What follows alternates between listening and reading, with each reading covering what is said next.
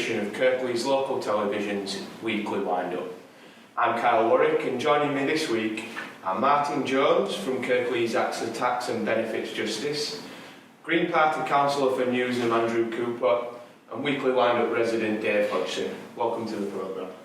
Now, we hear a lot from central government about the improving economic situation, yet there are many around the region and country as a whole who are wondering when this improvement will reach their own pockets. With statistics showing that the bottom 10% earned around £290 a week on average compared to £1,240 for the top 10%. Martin, just how bad do you feel the wage divide in Britain is getting? I think it's bad, and I think it's getting worse. And I think it was highlighted just this morning by the news that one of the executives of one of the companies is going to be paid £25 million in his new pay deal, whereas the majority of people are struggling very much. You know, over the last 4 or 5 years, the wealth of the richest 1,000 Britons has doubled, whereas for the average person, the value of their wages has probably gone down in real terms by about 10%. So you've got this real gross disparity. This juxtaposition of prosperity and poverty. The Social Mobility and Child Poverty Commission states that a higher proportion of jobs are insecure and low paid, and 5 million people earn less than a living wage. Martin, what factors do you feel contribute to this situation? I think the main thing has been the recession and the fact that the government and employers have been using that to try and drive down wages, so that they're introducing more and more of things like zero-hour contracts, short-term working, temporary contracts, part-time contracts, things like that, so that it makes it much more difficult for people to get a foothold on the employment ladder than it used to be. But at the same time, profits have been rising and companies are sitting on massive amounts of cash. One thing that I think it is important to stress, though, is that the problem with low wages is not a problem that's caused by migrants. It's not a problem caused by immigration. There's no law that says that employers have got to pay migrants low wages.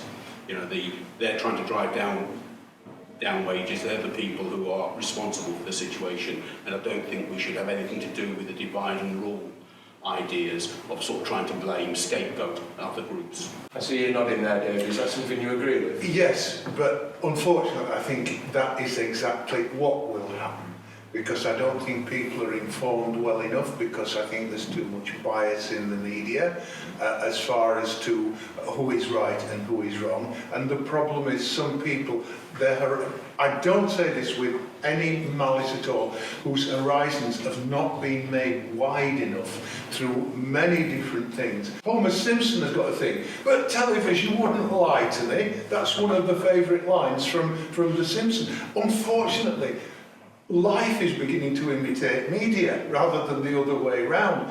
People are just seeing things on the TV and reading the newspapers and believe, well, if it's there, that means it must be true.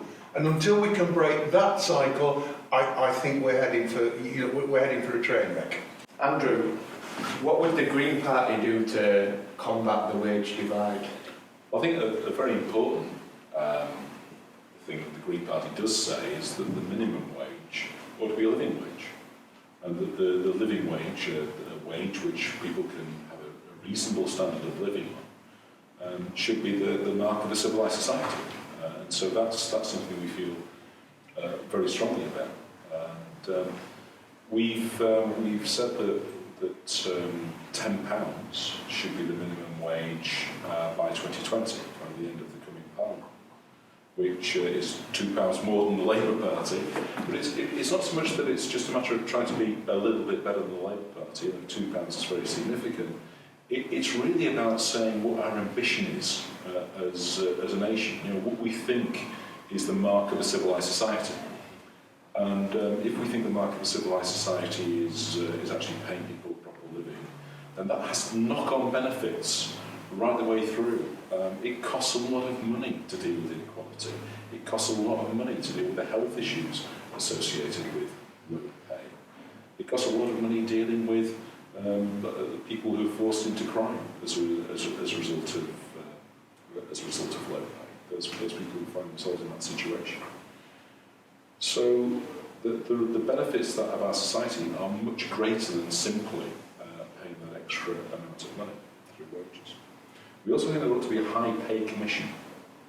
We think, much as we need to look at low pay, we need to look at high pay. We need to make people like bankers with their bonuses or being rewarded for failure, we need to make people like that accountable. Because closing that divide makes us better as a society. It makes us more at ease with ourselves, and that is incredibly important. We are not a society where people feel secure, and we need to feel more secure, and getting a greater parity between the richest and the poorest will help that. I was talking to somebody yesterday who pointed out to me the point of view that they felt that by having people on wages that are below a living wage, which then requires them to go and claim a level of benefit, that situation is essentially subsidising the profits of large businesses. Exactly. Is that an opinion in Greenbelt? Exactly. And if you think about things like working families tax credit, and it helps a lot of people. Helps a lot of people get by. And if you think about that, that is basically subsidising people who are not prepared to pay a proper wage. And we hear about, how awful it is, all the public money that's spent on this, that and the other. If we're actually looking at it, we're subsidising the private sector. And surely the private sector should be paying the proper wages and be legislated to do that. And that's something I feel very strongly about. Actually, you've got three people on the piano. What am I saying? On the panel. I don't know, it could be a piano. Who basically agree, but I'm going to be a great pessimist and say this is going to take more sorting out than anybody's got any idea. This problem that we've got at the moment is endemic, and it has been with us since the 1980s. It was started in the 1980s by a certain form of Conservative government which had not been there up to a certain female Prime Minister taking over. It was her that said there is no such thing as society, and you cannot solve any problem by merely throwing money at it. Well, sorry, being proved wrong on both points. I remember a time when I was growing up when there was a thing called second-class citizens. It's happening again, folks. There's a lot of hope, though. I see a lot of young people these days who see what I see, who see what the Green Party sees in terms of divided society, in terms of a society that's not at ease with itself, and they want change, they want difference. They don't accept what is being put in front of them. A lot of them use social media. A lot of them are very open to ideas which don't come from the mainstream. It's not their main source of news. It's not their main source of media. And there's some very positive things that are coming forward. So I've got a heck of a lot of hope for the future in terms of making society better, in terms of getting people thinking about new ideas and being hopeful about the future and not having a very dim view about human beings and about their motivations. Now, Labour promises to commit to a minimum wage of £8 an hour by 2020. Martin, with the living wage currently said to be £7.50, do you feel that £8 by 2020 is enough? Not really. I mean, obviously it's difficult to know how inflation is going to go and so on. I think at the moment the living wage is £7.85, but the minimum wage is only £6.50. So, and something like about a quarter of workers are earning below the living wage, obviously getting the minimum wage. If the minimum wage had kept pace with the same level of rise as chief executives pay, then the minimum wage at the moment would be £18.89 an hour. You know, which tells you a lot, I think, about the way things are going in Britain at the moment. The average chief executive officer of a FTSE 100 company gets £4.3 million an hour a year. Sorry, now. The average full-time worker gets 26,000. You know, like I said. So there's no comparison there between the two. And even with that 26,000, it's still a struggle for people to live. You know, so no, I think the minimum wage ought to be higher than that. And then when people have got money, they're actually able to buy things which will create more jobs for people and so on, and will enter a much better economic cycle than we're in at the moment. The shame is that the Labour Party has such limited ambitions for the minimum wage. And that, yes, it set itself a target, actually after the Green Party, which of course I will do my party political bit. But that's the real difficulty, I think, there is where is the hope? Where is the hope for people that somebody's really going to stand up for people on low incomes? That somebody really has a vision about society, about what sort of income people should be having and what the impact of that would be, and having a vision which recognises that the living wage is going to be the minimum wage. I think that sort of thing's important. I'll come to you now, Martin. Two-part question. The same question again. Do you think the current political establishment are interested in closing the wage divide? And do you think there's any sort of similarity between central government and localised government? I think that they're not interested in closing the wage divide. In fact, if anything, I think they're trying to exacerbate it. One thing we haven't mentioned much has been the attack on benefits people, the unemployed and people who are dependent upon benefits, whose living standards are declining even more than the people in work. And I think at least part of the government's motivation in that is to make being on benefits and unemployed so horrible and so dire that people will accept any old rubbish in paying conditions in order to escape being on the dole. Other things they could do, we've mentioned the minimum wage, and the other thing I think we should have would be a proper graduated wealth tax, so that people pay, rather than cutting it as the Tories want to do, there should be higher taxation on the wealthy to pay for all the social services that we need, because that's the other thing that people are suffering from, the social wages being cut, as well as the actual sort of money that you get paid at the end of the week or the month. In terms of local government, I don't think they're so responsible for what's going on at the moment, except that I think they could sometimes resist central government a bit more than they are at the moment. Thank you all for that. Unfortunately, that's all we have time for on that topic. If you'd like to get in contact with us with your opinions on wage divide in Britain, you can do so by email info@kirkleeslocaltv.com, or you can find us on Twitter by searching @TheWeeklyWindup. Join us after this short break.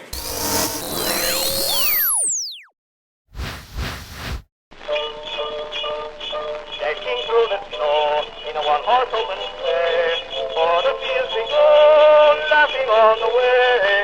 Bells on bobtails ring, making spirits bright. What fun it is to ride and sing a sleighing song tonight.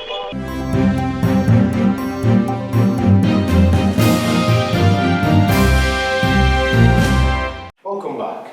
Joining me this week are Dave Hodgson, Councillor Andrew Cooper and Martin Jones. Now, the Greenbelt land around the country is growing into a contentious issue. With house prices rising again and it becoming increasingly difficult for first-time buyers to find a way onto the housing ladder, some are arguing that it is time for the Greenbelt land, once seen as untouchable, to be evaluated for development. Firstly, Councillor Cooper, could you tell us about some of Kirklees' Greenbelt land? How much is there in general and where is it? Well, there are 25,477 hectares of Greenbelt land, but that roughly equates to about 70% of the land in the Kirklees district, not including the Peak District National Park, which covers the area roughly around towards Holmfirth and around home as well. So it's a significant amount, and it may be a heck of a lot more than people think there is in terms of Greenbelt in the area. I was very surprised looking at a map online that kind of showed the Greenbelt area around Huddersfield, and there's a small board white in the middle, which is Huddersfield and Dewsbury, and then it's almost all Greenbelt land. Why do you feel protecting that Greenbelt as it is so important?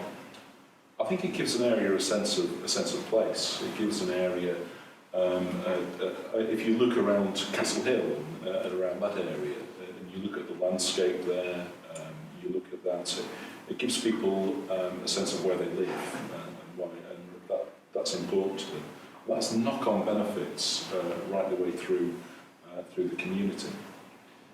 So there's benefits in that way.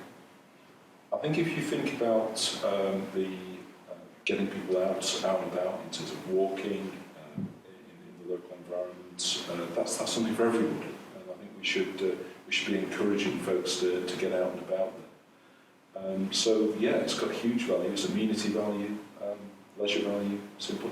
Some would say that Greenbelt land encourages inequality. Martin, is that something that you would agree with? Not really, because I think the sort of things we were talking about in the first question are much more important on the question of inequality. And I think that just because you haven't got much money doesn't mean to say that you don't want access to the countryside, and that you shouldn't be able to have sort of proper recreation facilities and be able to go out and enjoy the open air in the countryside. If you think about it, it's the cheapest form of entertainment for a lot of folks. Getting out of their back door and walking up into the hills. Well, it doesn't cost an awful lot of money for folks to do that compared with going to the pictures or going to the pub. But people get a lot out of it, and in terms of people's mental health and their sense of well-being, which is higher and higher up people's agenda, having that available to them is a fundamental right, I believe.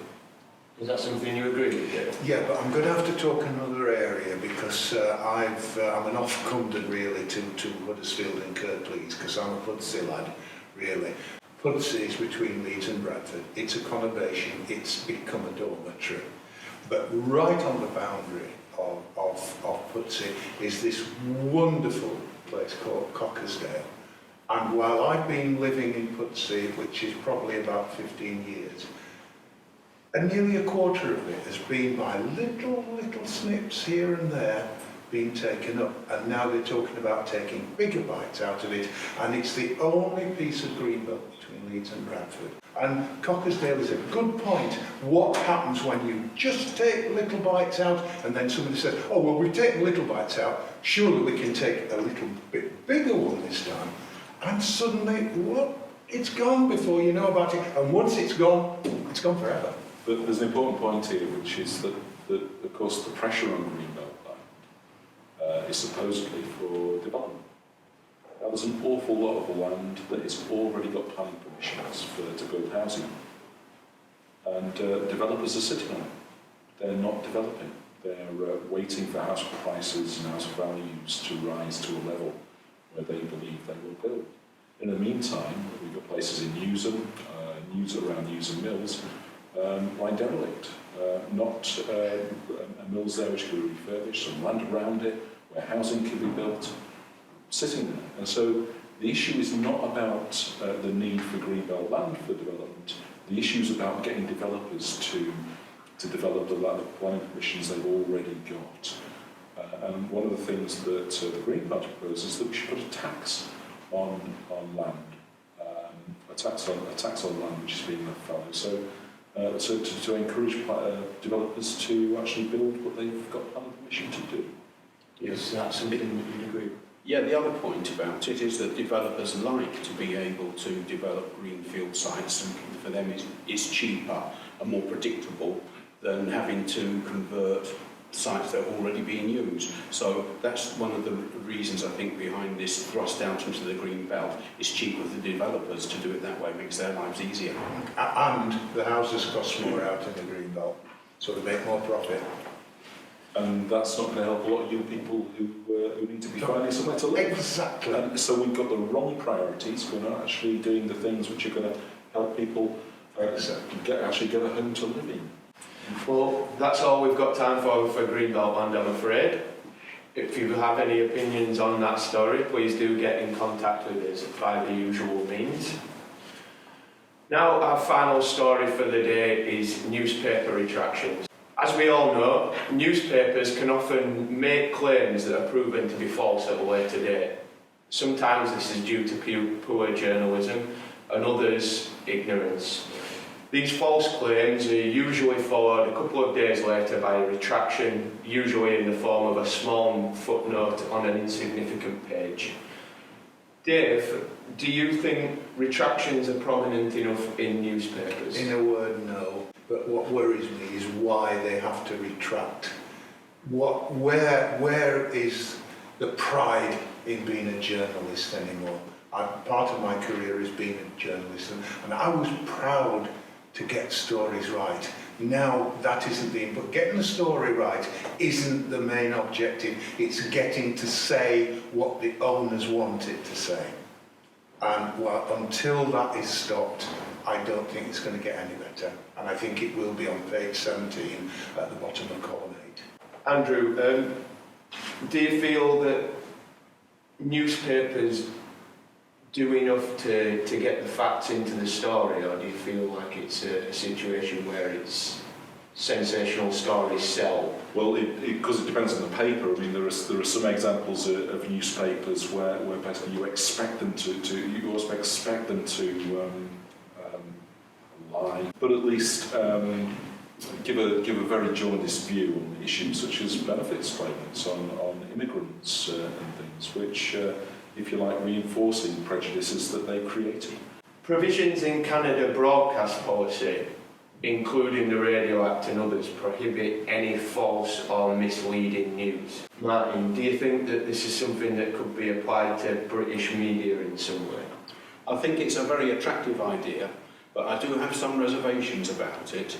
The big newspapers and media corporations have got lots and lots of lawyers who will sort of try and use whatever system there is, try and find ways of circumventing it. And I suspect that the brunt of the legislation will quite likely fall on the sort of small or alternative sort of news outlets. The sort of people who criticise big business, big business will try and use these laws to get at them. So, I do have reservations about the idea of greater regulation of the press, even though it's quite attractive in some ways. Well, that's absolutely all we have time for this edition of the Weekly Wind-Up. Thank you very much to all my guests for joining me.